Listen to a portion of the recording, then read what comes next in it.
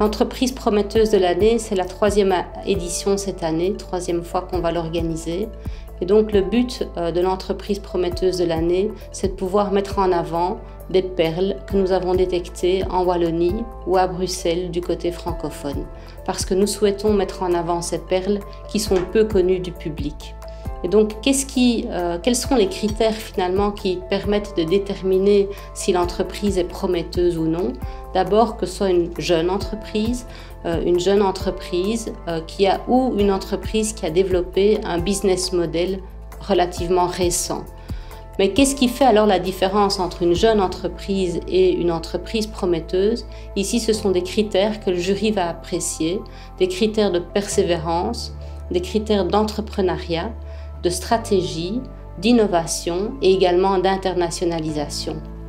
Contrairement à l'entreprise de l'année, ce sont des entreprises qui n'ont pas encore accusé une croissance importante et donc il faut plus regarder ces critères. Et notamment, au cours de ce jury, 3 questions importantes sont posées pour pouvoir déterminer si l'entreprise est une entreprise prometteuse et est le gagnant. D'une part, est-ce que l'entreprise a un actif qui est difficilement réplicable? Ça, c'est un élément important qui met davantage l'accent sur l'innovation.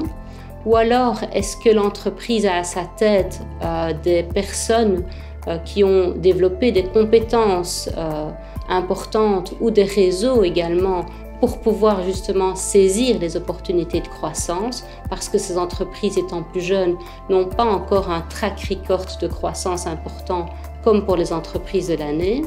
Et dernier élément, est-ce que cette entreprise a un potentiel de création d'emplois? Parce que clairement, c'est important de créer de l'emploi au niveau de notre région, mais également puisque c'est un concours qui est en quelque sorte un peu l'antichambre de l'entreprise de l'année. L'entreprise de l'année, un des critères est d'avoir au minimum 30 personnes, donc c'est important qu'elle crée de l'emploi parce que les entreprises prometteuses, bien souvent, n'ont pas encore nécessairement 30 personnes au niveau de leur personnel.